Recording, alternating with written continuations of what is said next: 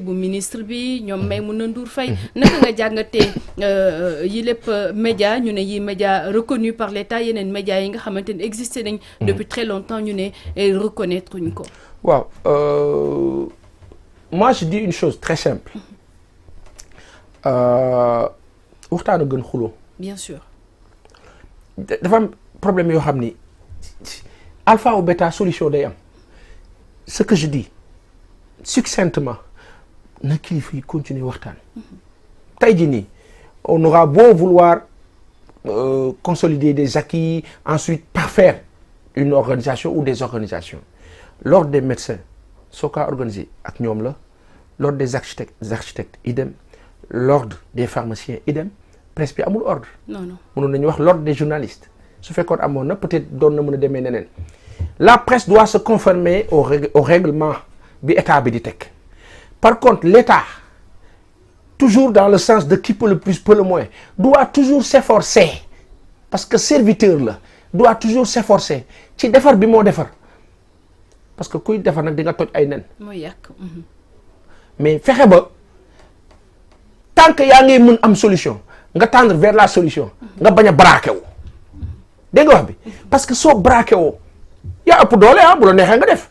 mais demain tu vas partir. bien sûr. léegi keneen kii ñëw moom ban bu ñëwee am attitude contraire bi nan lay demee donc yow li nga defoon yëpp daanaka sottiwul moi je dis une chose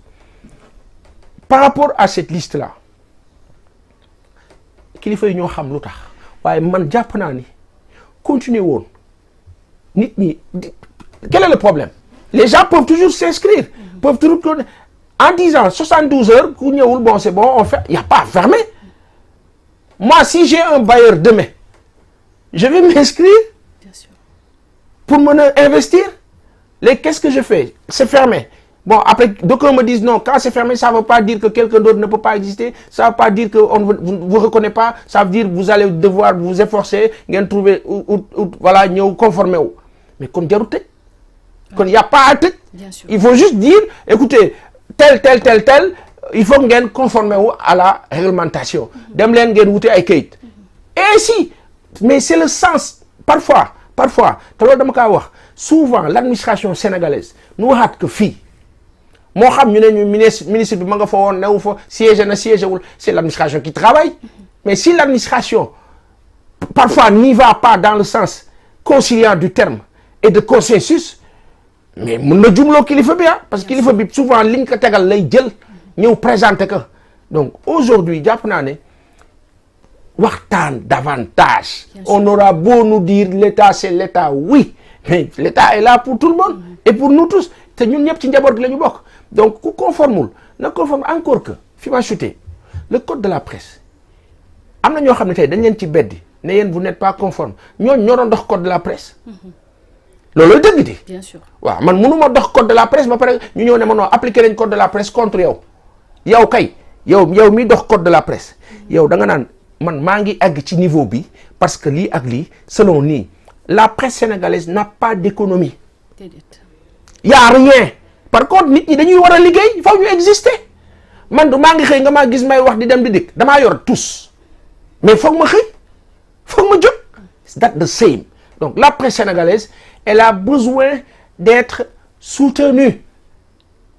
pas perfusée dans le sens way nañ leen jox xaalis non gëmuma loolu d'être soutenu c'est quoi tey jii nii yow da nga war a créer entreprise l'État du Sénégal est en train de travailler sur la formalisation du secteur informel waa ji cak-cak la yor wala je ne sais pas quoi il gagne 5000 francs 6000 kooku boo ko dugalee ci imposition benn bi bon 5000 yi 1000 francs yi da nga koy jox état bi wala yaa ngi koy sonal il faut attendre benn moment on aura beau nous dire way impôt mooy defar dëkk bi c'est pas vrai loolu ka ko wax moom waxuloo dëgg impôt dafa permettre wala dafa contribuer ci liy defar dëkk bi ah ci dëkk bi nga bokk dañu war a defar faw nga participer c'est normal c'est une contribution mais du fin en soi dans le sens où bu impôt bi dugul rek ñu tey ñu dee waa ki amul impôt nu moo def ki amul lu mu lekk amul nu mu naan nu moo def donc kilifa yi ñoo nu ëpp xam-xam fuuf te lañ ca xam-xam ñun xamuñu sax déjà mais ñoom faw ñu bàyyi xel c'est-à-dire que réew boo kaa defar jàpp naa ne loolu la ñu gëm parce que le premier discours du président de la République du ma ko fàtte mukk dafa wax ak yërmande. Bien sûr. Et il a usé même le terme que yërmande c'est-à-dire que nguurab yërmande lay doon nguurab yërmande boobu nag bu leen fonctionnaire yenn yi moo ko wax fii di juumloo ci yenn décisions yi wala di dugal non monsieur léegi-léeg nga gis directeur général bu toog wala ministre wala kii la petite courette là mooy ñi nga xam ne ñooy nekk ak yow chaque jour léegi-léeg ñoo laa dugal ci yoo xam ne ministre bi day am yéene bu baax wala président bi wala premier ministre bi wala kilifa bi wala DG bi wala kii benn Baye Assane ne fa mel ni sump bu nu xolliwul xollil falaa ne lu baax lu waa ji bëgg am yéene mu ne ko ministre yow ñii dañ lay sonal rek kii yàqkat yooyu na kilifa yi bàyyi xel loolu yàlla na yàlla def jàmm ci réew am incha allah waaye duma la bàyyi waxtu bi jot na waaye Fatou may ma 2 minutes rek on en profite xam nga lii di aide à la presse jëlee nañ ko benn ci ay milliards 1 milliard. c'est excellent 5 yóbbu ko ba 4 milliards. mais bu fekkee ne ñëw nañ ci plan de carrière bu journaliste bi. maanaam jeune reporter des fois dañuy gis des jeunes reporters yoo xamante ne ils sont là depuis 12 ans ou bien depuis 14 ans comme j'ai l'habitude de le dire et qui jusqu'ici n'ont même pas de contrat à durée déterminée. Maintenant ban message ngay lancé ñu tëjee foofu rek patron de presse yi nga xamante ne ñoom ñooy liggéeyloo également jeunes reporters yi ak techniciens yeeg ñeneen ñi. yaa xam nga tey jii nii. li code de la presse bi di woote ci wàllu respect par rapport à employé yi defal leen des contrats dûment et cetera loolu presse bi ñëpp dañ ko doon jooy. c'est excellent. sauf que économiquement yàlla dëgg la bëgg économiquement et foofu ñaar mooy am soit état bi ne bon écoutez si vous ne pouvez pas payer vos charges ngeen tëj loolu option la mënu leen fay charge yi attanu leen entreprise bi mënu leen ko donc vous disparaissez déclarez leen faillite et puis y a pas de problème ku ci nekk nga dem gérer sa bopp après gars yi dem wuti liggéey feneen est-ce que solution la déedéet du solution kon lii solution mooy pousser nos entreprises à grandir comme il faut état bi day am gestionnaire boo xam ne danaan ko yow sas naa la Walfadjri comme dañ ñoo ameel ay bor ñun état demal nga jàppale leen ba ñu suqaliku te bu ñu suqalikoo ñu fay ñu. Daimler Chrysler aux États-Unis quand c'est compliqué l'entrepreneurship non l'état injecte pour dimbali entreprise bi mu suqaliku su ko defee après mu ne ko léegi del fay waaj ko ne di fay ce que les juifs font seen mbokk du torox. bu waa ji naree suux rek ñu ñëw def bloc injecté la presse sénégalaise souffre le martyre parce que amul marché. y a pas de marché su dee presse écrite bi elle est morte c'est fini parce que nit ñi jënduñu journal 100 francs yi tu peux rien gagner. 2006 je faisais mon journal People Sénégal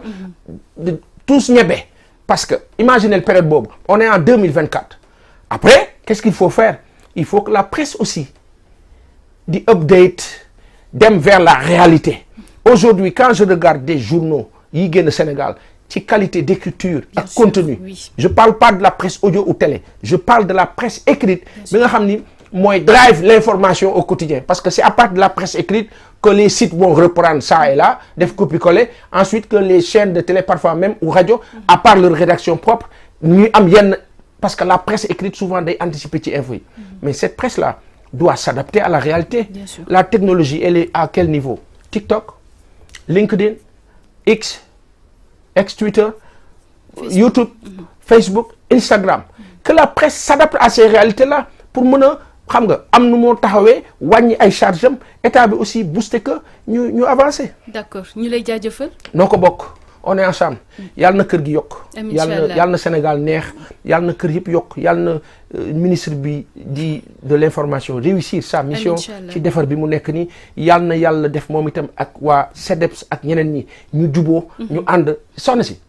fii réewum jàmm la. quand je vois Sidi Diop ak Wally Seck sur la même scène ñu taxaw fecc j'étais tellement content. quand je vois Youssou Ndour ak Coumba Gawlo Titi ak Coumba Gawlo sur la scène ça fait plaisir. te amuñu benn problème mais souvent la petite guéguerre dafa jóge fuñ ko foogul d'où l'importance de communier d'être unis ce pays ñun li ñu dund 2021 ba 2024 doy na sëkk donc nañu positiver ñu defar et ñëpp ma ñaan ko fii humblement soutenir ce régime là sûr. alpha ou bêta ils vont réussir incha allah yàlla ko yàlla def ñu fekke tal. ñu fekkee ko te tal ko am incha allah donc noonu la ñuy jaaree également di leen di sant di leen di gërëm yéen ñi nga xamante ne yéen safo lii di les live du mardi ñu ko si doon ànd ak Moustapha Diop fi mu toll ñu koy nuyu di nuyu ñi nga xamante ne également ñoom lañ si àndal si côté technique bi ku si mel ni Fatouche ak Daour Diène ñu leen